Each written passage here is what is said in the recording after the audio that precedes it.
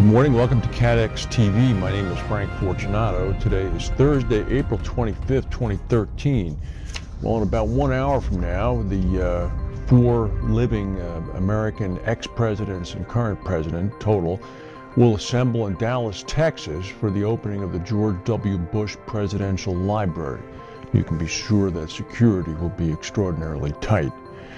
The big economic news coming out of Europe today is that Spanish unemployment has now risen to an excess of 27%. It's at 27.2%. More than 6 million Spaniards were out of work in the first quarter of this year. Now, Spain is the Eurozone's fourth largest economy. Spain's jobless rate had fallen to an almost 30-year low of 7.9% back in 2007. That was only 6 years ago. That was part of an economic boom that allowed Spain to create more than half of the new jobs in the Eurozone between 2002 and 2005. Since 2006 now, unemployment has increased 20 additional points in only 6 years' time. No wonder Spain is being racked now by economically related pressures. A senior engineer with Boeing says that the company may never know what caused the battery problems that have grounded the 787 Dreamliners. Richard Horrigan, the engineering leader of the 787, said that the root cause of smoldering batteries experienced by the two different Dreamliners may never be known because the evidence was destroyed by heat. Horrigan also said that all potential root causes of the battery fire have been eliminated with the new redesigned battery system. The FAA has approved Boeing's redesigned battery system, which the company says sharply reduces the risk of fire. It had better. Munich Re, the world's biggest reinsurer, said that profit in the first quarter was close to 1 billion euros, about 1.3 billion in US dollars. Nicholas von Baumhard, the CEO, said, despite a strong supply and capacity and keen competition, we did succeed in slightly increasing the price level. Reinsurers such as Munich Re and Swiss Re are seeking to increase their profit this year, partly by investing in higher yielding assets such as property. This is after, of course, returns in bonds declined. Last year, the two big reinsurers also benefited from fewer losses from natural catastrophes and the big stock market rally. Munich Re said they do expect that the profit for the whole year will still come in at close to 3 billion euros. This corresponds with an estimate they made last month. They also said they do not expect any appreciable rise in capital market interest rates in 2013. They also noted that first quarter disaster bill in Europe was about at 1.8 billion industry-wide. This is at heavy snowfall and sub-freezing temperatures and flooding spurred claims.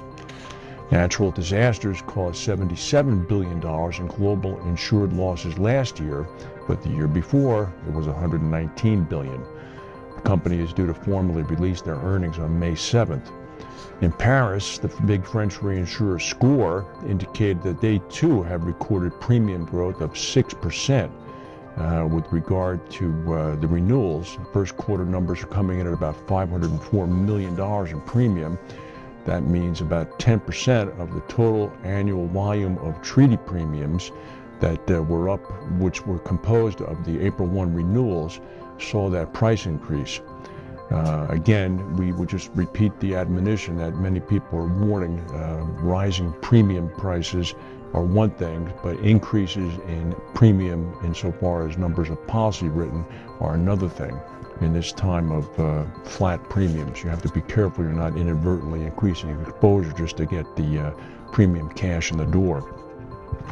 In Mobile, Alabama last night, a large fire began with 2 explosions on 2 fuel barges.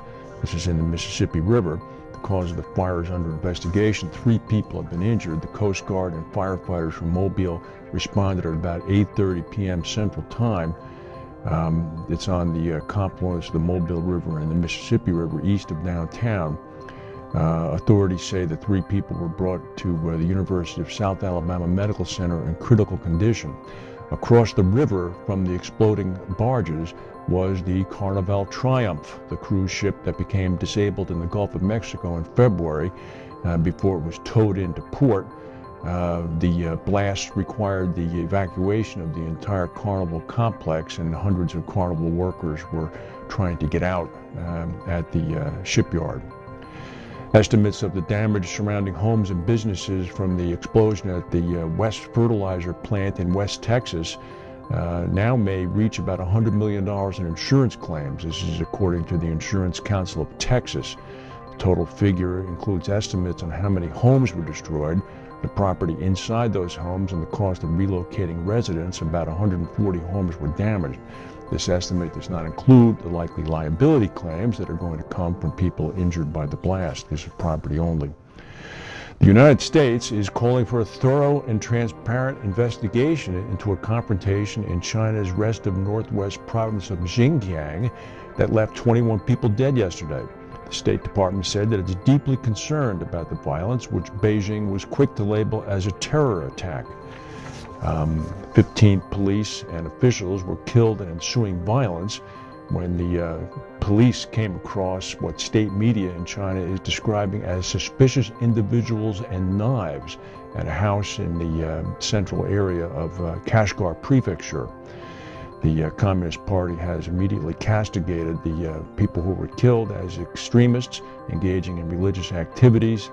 This is a common accusation against those in Xinjiang's predominantly Muslim Uyghur community.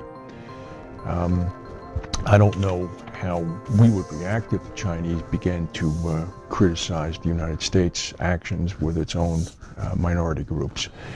Food for thought. That's the news for today. If we have any breaking news, we'll come back and tell you. Thank you for watching, and we'll see you tomorrow.